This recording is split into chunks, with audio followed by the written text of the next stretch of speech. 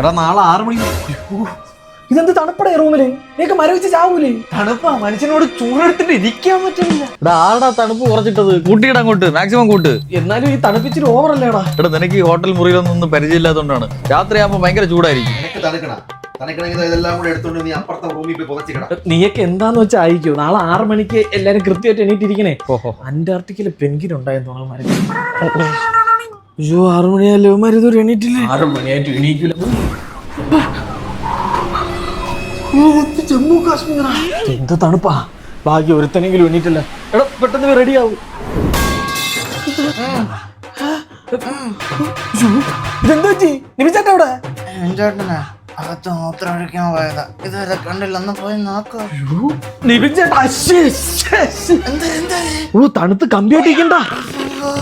ഞാൻ വല്ല മരക്കമ്പോ ചുള്ളിക്കമ്പോ എടുത്തിട്ട് വരാം തീടെ. പെട്ടെന്ന്